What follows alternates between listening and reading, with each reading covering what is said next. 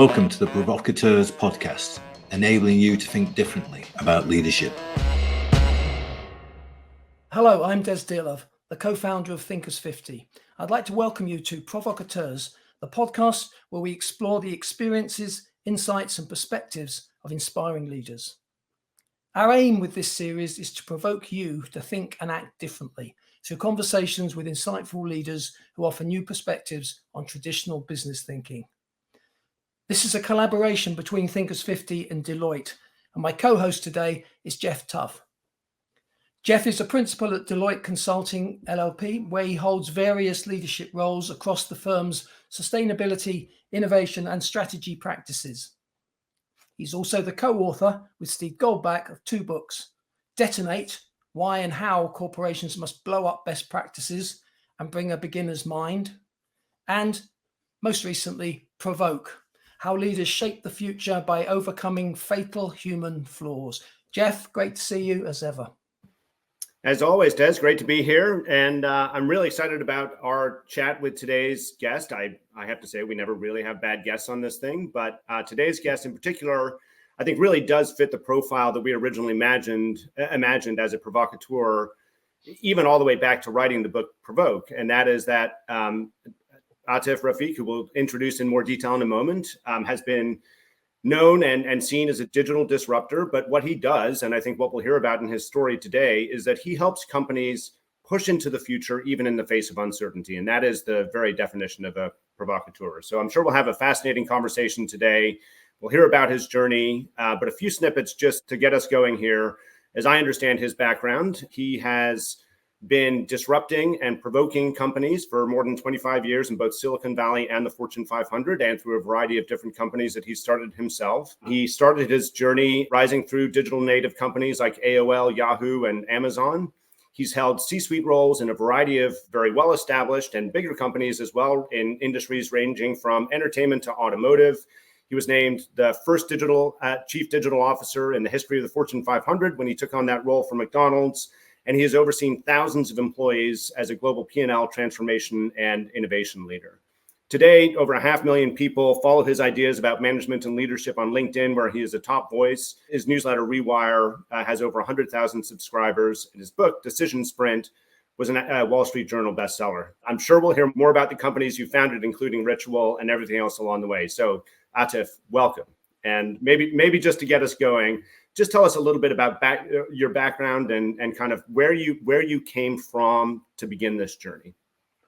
Sure, Geoff, and it's a pleasure to be with you and Des today. So, as I've been around the block and I've had a few metamorphoses in my career, but at a high level, I really early on kind of fell in love with the internet. This is in the mid 90s, before it was sort of a path where, it was a career path for people who had MBAs, for example. And I was lucky enough to get involved with the big behemoth of that time, which was a company called AOL. Probably no one has heard of it anymore. Maybe some people still have the email addresses, but that was a calculated bet I made to go into an industry early. And then I sort of never looked back. In the next 15 years, I was just sort of riding the wave of, all the innovation coming out of the internet. In 2013, I was a GM at Amazon. I was overseeing a multi-billion-dollar business unit, and I thought I'd sort of stay with the technology companies for the rest of my career. And I got a call from McDonald's, the CEO of McDonald's, and he said, "Hey, I want to go big on digital." And I thought he was kind of nuts. I was like, what does digital have to do with a restaurant business? The largest QSR in the world. But after a couple of conversations, it dawned on me that this was actually a game changer for the bricks-and-mortar, kind of companies. And so one thing led to another. I became the first chief digital officer in the history of the Fortune 500. It really wasn't a thing. And a lot got done for McDonald's, and a lot of things were kind of set in place for other companies to sort of replicate and follow. Things like embracing customer experience, things like bringing product management as a discipline into a company where, the product was viewed as the hamburger, but not the digital product. By way of example, collaborating with Silicon Valley companies, all those kinds of things were not sort of norms. But kind of felt things out, new territory in my days at McDonald's, and then subsequently in some other large global corporations. And it sort of became the template for how companies began to innovate at a higher pace, and this whole idea of digitization. So I've been in the C-suite for about 10 years in progressive roles. And, most recently I was the success at these other organizations allowed me to become the president of MGM Resorts, which is another large company. And so, of course, never settling, I then decided to make my third metamorphosis, which is to be an entrepreneur, which we can talk more about. And that's a decision I made a couple of years ago. And I'm kind of in the midst of that at the moment. I remember AOL. That tells you how old I am. That's how far I go back. And I remember those email addresses. Tell us, though, I'm fascinated to know, to step into, as you were saying, from a kind of a digital background to then step into a company like McDonald's to be, the first chief digital officer in the Fortune 500. What was that like? I mean, how did you, you're almost making the journey from clicks back to bricks. How did you provoke that culture? How did you bring the people along with you who probably, clearly the CEO got it, but you must have encountered some, let's not say resistance, but a different culture. Well, absolutely. I think, for a company that's more accustomed to incremental change, it's difficult to embrace brand new territory and build new capability because there's risk in it. Naturally, there's great upside and there's great risk. I always start with what good looks like and painting a picture around that. And what I've learned over the years is to do that in familiar terms to the organization, because, there's a reason why McDonald's has been so successful and sustainable for 60 years. So we want to kind of really stay connected to that heritage. And so I would typically just anchor on the notion of convenience and distill, our mission to say, look, this company is about three things: taste, value, and convenience. I can't help you with the first two, but convenience, we can define a new level of convenience. When you speak in familiar terms, you get people willing to learn more and hear and listen to more of what you have to say.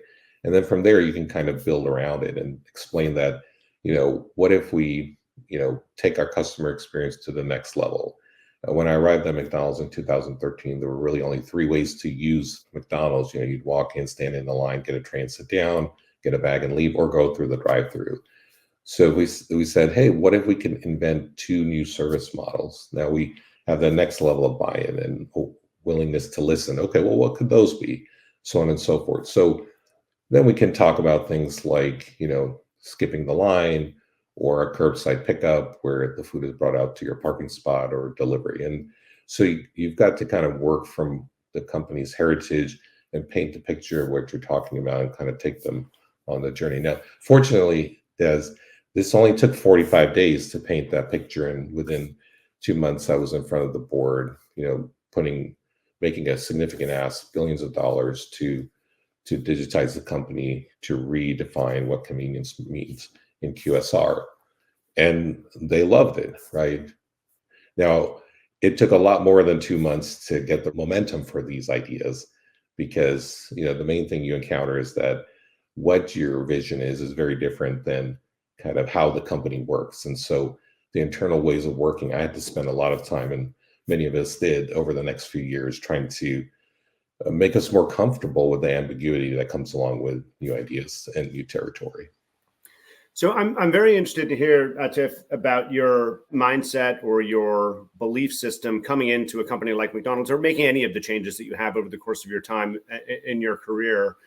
Because what I'm hearing from you is a desire to show respect and have respect for the heritage of the company and what's made them successful, but also to think about ways to move it forward. Do you think about your job as being to provoke, to disrupt, or is it more about, well, actually, let me not try to put answers into your mouth. Tell us a little bit about how you think about that. Well, it's definitely at the beginning a situation of conflict, and here's why: is because the conundrum is a few things. First of all, as a senior executive in a traditional company, you're not really involved in how the sausage is made. You're more receiving, very finely tuned plans, very polished plans.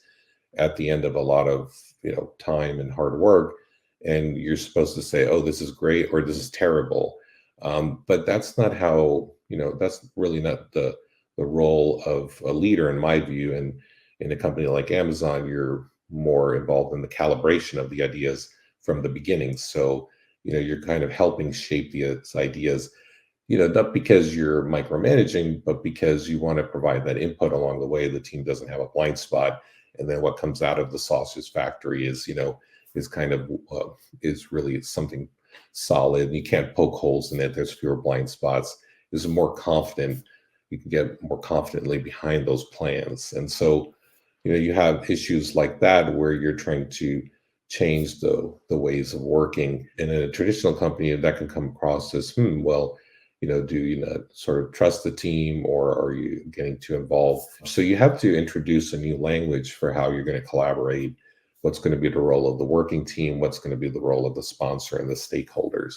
So I can't tell you that I knew any of this when I started. So I had to learn through necessity, and over the years, I developed sort of my toolkit, and I had to explain that, well, we have, input meetings and output meetings. I want to have an input meeting with you where I don't expect any answers, and I don't really think we'll know the solution to what our problem is, but I want to spend time on what is the problem we're trying to solve, and how do we think about, let's get all these really important, relevant questions on the table. We have no answers.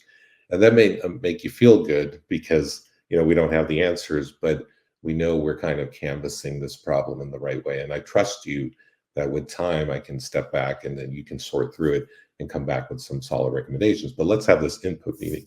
So I had to introduce things like that, new methods, then explain that my role as a leader was calibration, and not just sort of being there at the end to say yes or no. You're not getting enough input from me, and I'm not contributing enough. So clarifying how things were going to work. This is sort of a system I came up with over a lot of trial and error over many years. As I said, 10 years in the C-suite, you kind of learn how to refine your recipe. And then you mentioned earlier that the more recent metamorphosis is into entrepreneurship and into working with entrepreneurs. Now, did you have to add to the leadership toolkit to work in that space? Is it the same tools, but perhaps on a smaller scale? Perhaps you haven't got the same kind of billions of dollars of investment to put against the digital strategy, or did you find that you had to develop new ways of operating? Well, I guess the first thing I'd share about this latest metamorphosis, Des, is that basically it is a way to take what I learned over these 10 years managing, large numbers of knowledge workers, and then turn that into software. So the product that we have is essentially something that brings to life in a living system a lot of the ideas and practices that I learned the hard way. But to get to your question, I started my first company in my 20s. So I've been an entrepreneur before, but now I'm definitely not in my 20s, number one. And I have experienced some success in corporations where, as you mentioned exactly, you have a lot of support. I've managed over 10,000 knowledge workers in my career. When you get to the C-level, one of the top 5 roles at a global corporation, you have a chief of staff, you have one assistant. Some people have 2 assistants. I mean, it's pretty crazy. Now, when you're an entrepreneur, of course, you have to get used to, doing it all yourself. So there's a survey for customers. Well, you need to come up with questions. You need to learn a tool and populate the questions in the survey and get it out the door. I mean, you need to be ready to roll up your sleeves every single day. Not everyone is wired for that.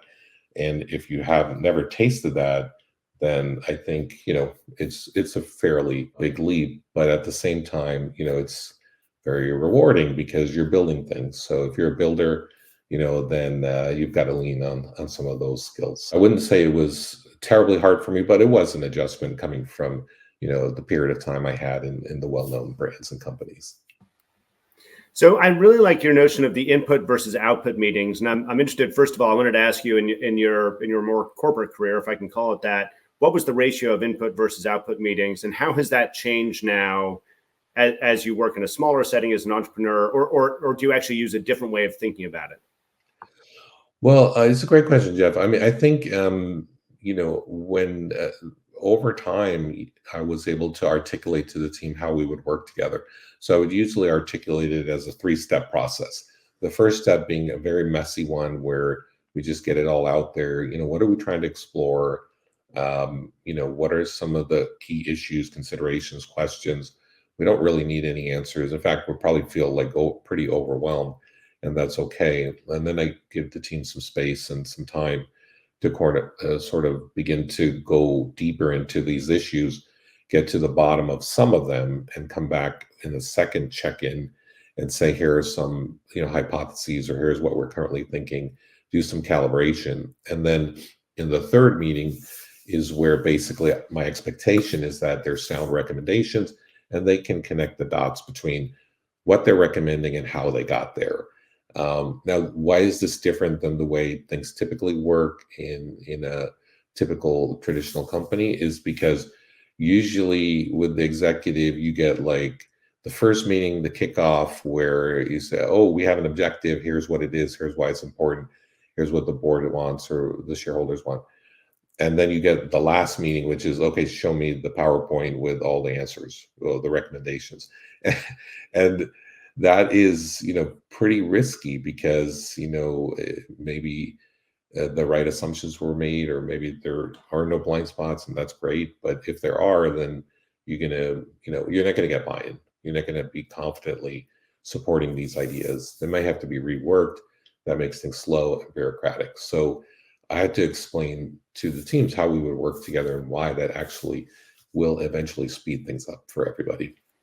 So it sounds to me, and I don't want to put words in your mouth, but I think you have a fascinating outlook on what your job is in these situations, because a lot of people in the senior executive roles that you held could see their job as being to shepherd strategy amongst various other things, where you declare some strategic intent, you set the North Star, you set the team off to go and do it, and then you wait for their results and expect it to be executed well. What I'm hearing from you is that, in fact, you engage directly in the way work gets done, and you directly intervene with the management systems that either get in the way or support the team members to try and get their work done. Am I hearing that right? And is that an explicit part of your philosophy?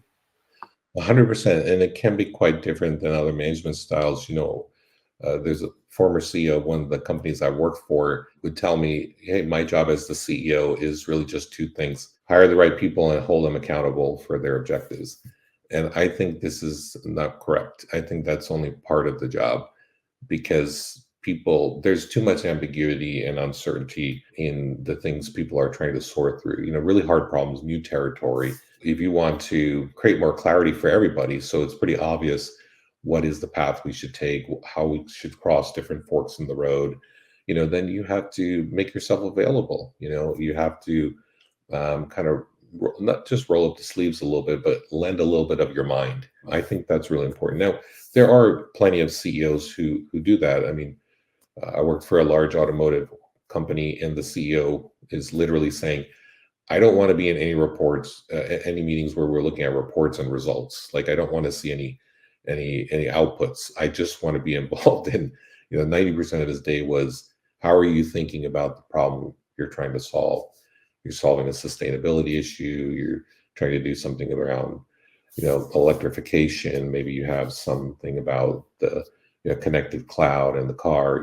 He was generally curious and wanted to know how the team was thinking about the core issues, because he knew if he got those things right, mentally synced up with the team, he could step back and give them plenty of space, and a couple months later, probably the right things would be happening. You were talking about ambiguity and uncertainty, and this is the difficult part of being, in the leadership role. Do you have a sense that I get the feeling that it's more acceptable these days for leaders to say they don't have all the answers. Once upon a time, we looked to our leaders to sort of tell us how it was and lead us into what we were led to believe was a sort of a certain future. Is it okay as a leader now to say, I don't know? Or is that just not really, is that ducking the responsibility? Well, it depends on what we're referring to, Des. I mean, I think the leader's job is to know what the North Star is, and I mean, in terms of strategy. I mean, the big bet. I'm not sure what we should do now, given the market circumstances.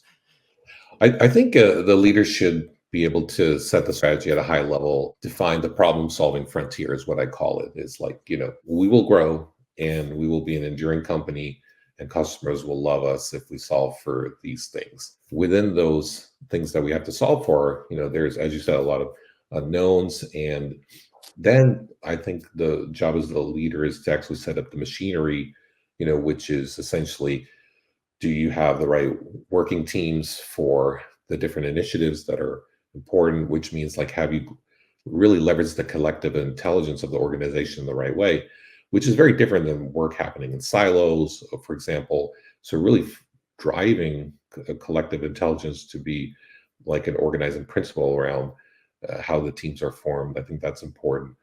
Putting in place a model for how do you get from, a messy pile of questions to recommendations.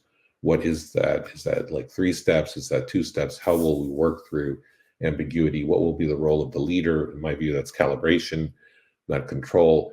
What will be the role of the working team? What are their interfaces and interactions? This is sort of like the systematic way to develop a culture of problem solving towards the things that are, going to accelerate the North Star of the organization. I think that whole systematic approach to setting up the company is where the leaders should probably over-index on how they spend time. And safe to assume, Atif, that this is really at the heart of Decision Sprint. And I didn't mention in the opening, I did mention it was a Wall Street Journal bestseller, but the subtitle is The New Way to Innovate into the Unknown and Move from Strategy to Action. That's a lot of what you're talking about right now. Are there some key messages that you haven't hit so far that you would like people to think about when they read your book and to really take away and try to put into action in the world? Sure. Well, yeah, I mean, the main impetus for the book, as I said, is, necessity is the mother of invention. So I go from Amazon, which is very comfortable with unknowns and ambiguity, to McDonald's, which is more of an environment of certainty.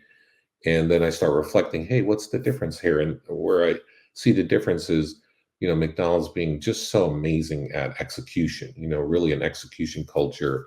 Once we've decided what to do, wow, I mean, just watch out. This company can execute best in class.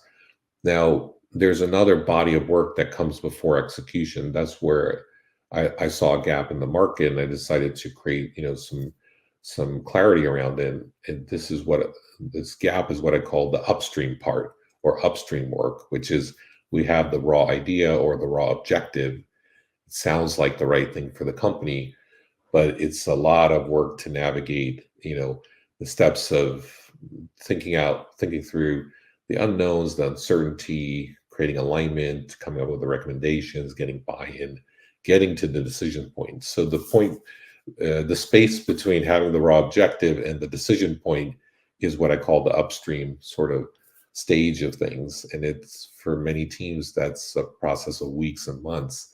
And there wasn't a lot articulated on what's involved and how to do it well.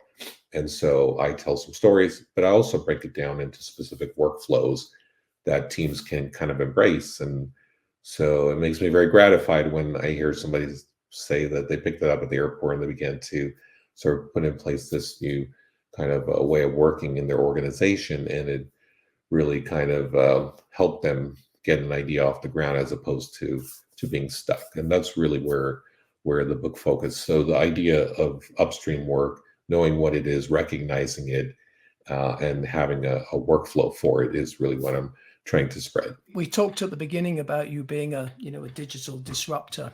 I mean, obviously everyone's talking about generative AI at the moment. Everybody's, trying to figure out what it means. How big a disruptor do you think that is? And what should CEOs, perhaps particularly the non-technology, people who don't come from a technology background, what should they perhaps be thinking about and considering at the moment? Well, I mean, generative AI has very kind of massive impacts across all kinds of spheres. So the specific area where I'm focused is on knowledge work. And so my thoughts are that it's actually a perfect kind of companion to a knowledge worker because it's based on the natural language. And I think a lot of the work that happens in organizations is things like, hey, I have a problem. Okay, what questions do I have? When I try and develop answers, like how well formulated are these answers? If I knew the right questions and had pretty good answers, what conclusions would I draw? This is actually perfectly suited for large language models. It's not because the large language models know everything, but a lot of things have been explored in the world prior to, me looking at it when it's relevant for me. And so why wouldn't we want to use that to accelerate work? So I see it increasing the velocity of solving problems, defining problems, solving problems. And it's not obviously going to give you 100% precision, but it will help humans overcome cold start problems, find weak links in their thinking, just tighten things up a bit. And all of that serves to increase the velocity of how companies solve problems if it gets integrated into the workflow of the companies. Because unlike a consumer, it's not just one person interacting with a machine. Problems in companies are solved by teams. There's usually not one person who's fully accountable. So the gap today, Des, is basically people, have really struggle with bringing Gen AI into the workflow of how things get done, because you kind of need everyone to agree that how to do that. Not one person can say, "Oh, I'm going to go use, allow his language model to smarten up on a topic and then show up in a meeting." That's just very different than actually how a collaboration works in organizations. So that's really the step that needs to be taken. What I've experienced in this conversation so far is that you have a very methodical approach to getting to certain decisions, to getting to certain outcomes. So I'm now interested to hear how you apply that to the adoption of Gen AI in the right way, because I believe what you just said, that we do need to define how it operates within the workflows within companies.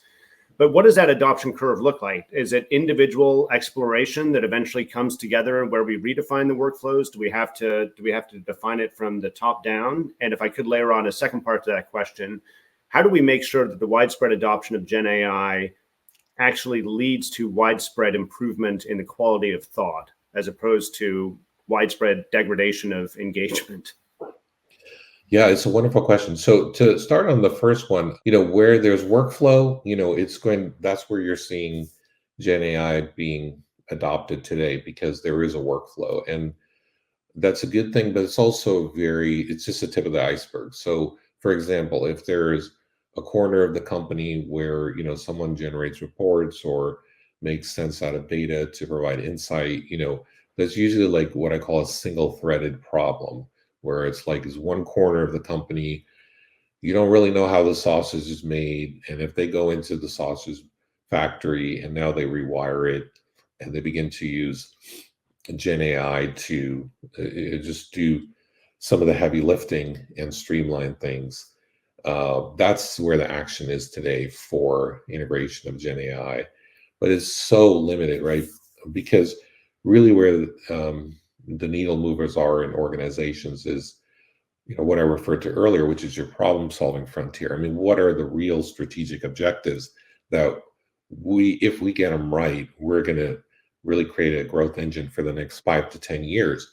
Those are generally cross-functional problems. They take collective intelligence. It's not one corner of the company. So now the problem with integrating Gen AI, exactly as you mentioned, Geoff, is you can have one smart guy or gal go in a corner and prepare themselves for a meeting using, ChatGPT or Bard, and they can look good in a meeting. But that's very different than actually integrating that into the workflow, where when it comes to a big idea, the workflow is it follows steps. What's the problem we're trying to solve? What issues did you look at? How did you think about those issues? What's your recommendation? How do you defend those recommendations? If these recommendations are sound, what decisions should we make? That's the flow. Of course, that's why I wrote Decision Sprint, because I found an absence of this flow in some cases, not all organizations. But if you now begin to marry the workflow for problem solving with AI. Now we're looking at more 10x opportunities for companies where, their strategic objectives could really be accelerated. Now, coming to your second question, which I think is a great one, how do you make sure that is serving the purpose of upskilling versus, let's say, just sort of creating atrophy in your brain? That is also something which AI can help with, because it kind of raises the bar for people. Like, it's really stimulates, if it's integrated in the right way, it's like, okay, you give it some raw input and it helps you think through it in a more precise way. It should be upskilling the users of the AI sort of, in the process to say, okay, yeah, this is how I think a little bit deeper than I was before. Why did I miss that? If I come up with a question and AI gives me a related question, why didn't I think of that one? That's how it should be used, to kind of raise the bar on everybody. You're very methodical, and the book's very methodical, and it's, for someone who's probably a bit scatterbrained like me, it's a wonderful gift. But tell us a little bit more about ritual and where that came from and how that works. Sure, Des. Well, I wanted to say one thing about being methodical is, I think, interestingly, in companies, people found me not methodical, which is kind of funny, which is because they didn't understand my method. And whatever your role, I don't want to say senior executive, whatever your role is, you could be a mid-level manager. But when you give people space and time for reflection, they often think people are expecting leaders to tell them what to do. This is the bottom line. And then when you're a leader who's like, I'm all ears, I'm not telling you what to do, I'm here to listen and then calibrate. And if you're good to go, I have nothing to add. And if you're not good to go, you're definitely going to hear it, then that's just a different methodology. So yes, I am methodical, but interestingly, when your method is one where you're trying to calibrate, and therefore you need to listen first and give people a voice and a chance to explain where they're coming from, often that's viewed as like, oh, you don't have a method, you don't really know what you want, which is interesting. Now, after you get to know people and work with them a bit, then of course they understand, yes, you do have a method. It's just a bit different. But coming to your question, there's, I was helping one company at a time, and that's very impactful, right? Like, could be overseeing, thousands of knowledge workers and really bringing these new practices and ways of working, and people appreciated that. But as an employee of a company, even at a high level, I'm helping one company at a time. And so the third metamorphosis in my career, essentially I reflected and said, as opposed to helping one company at a time, how do I scale myself? And I love software. So I thought about software and scaling myself. And that's where I came up with Ritual with my co-founder, as a tool for any team in any organization to use to accelerate their objectives and their ideas. And what it does is it helps any team build and run explorations and do high quality, purposeful exploration and do it quickly and effectively. And that is what they need to do everything from pitching their ideas to putting recommendations on the table to, kind of prioritizing different ideas and being able to compare them against each other through software. And we started the company 3 years ago. And of course, it's only 18 months ago where Gen AI became a thing. And so now embedding that has just made it so timely. So that's where our focus is. So you've referred a number of times to metamorphoses, or at least we all have along the way. Are you anticipating another one? Is ritual it? Or, and actually maybe the question behind the question is, as you've entered let's say it's a new opportunity, have you ever thought about what the next step is and had a grand plan behind all of this? Or is it really about learning and then pivoting and doing something different when the opportunity arises? Yeah, I think it's definitely more accidental in terms of my career progression, because I think, certainly when I was in the, consumer tech, internet tech companies, I didn't have a thought of ever leaving that. It's always, what's the next thing you want to do at Amazon or the next wave you want to catch in technology. And so this whole idea of bricks and mortar, organizations was totally not on the radar. And then once I was into that, it was like, wow, let me just keep going here. This is something I know how to do well is inject growth and transformation in traditional companies and get them moving. So let me do that forever, and then until it wasn't the case, until it was like, okay, well, I'm at an inflection point here, and then really, what do I want to do? So it's much more unplanned. But in terms of where I'm at now, I see myself doing this, getting ritual and changing the sort of the approach to modern management and teamwork and collaboration. This is probably a 10-year endeavor. I think that's the mindset you need to have to make it last. And I think I'm so excited about that, because I think that's the amount of time it'll take for the game-changing potential of AI as sort of like really being redefining knowledge work. What the humans do, what the machine does, how they pair together to do knowledge work in companies. To me, that's going to take another bunch of years to kind of create clarity around, have the software systems in place. That's very exciting to me. Is there a rallying cry that you would that can kind of encapsulates the work you're doing with Ritual right now that you'd like to take out to the world? And I don't want to force you to simplify it or make it more simplistic than it actually is. But if you had to name the key message, what would it be? Well, the idea is that things really begin upstream. So if we want to get a yes, like a buy-in for our idea, or we want to move on to execution, we want to get momentum for these ideas and objectives, we need to start further upstream. So the further upstream you start, the more likely the thing will get off the ground and with the right momentum. And that does begin with things as simple as defining the problem correctly, and kind of basically doing your discovery and exploration around that problem quickly and effectively and purposefully. And when you do that, it unlocks everything else. So really this upstream message is the core focus. And my question would be, what do you have as tools to help you with that? Is there methodology? Is there software tools? Those things can really be a great game changer, because teams have methodology and tools around execution, right? They have project management, they have agile systems, but that's all useful for when you've decided, the organization has decided yes, but getting to yes is of course a difficult process with a lot of forks in the road. So you need to have some method to the madness there. We've had an insight, I think, into your leadership style, and you've talked about leadership tools and you've talked about management tools, but it seems to me listening is, obviously one of the most important leadership skills. Is that something, and being prepared to leave that, to offer that space as part of a methodology, is that something that just came naturally to you, or have you learned, and can leaders learn to become better listeners?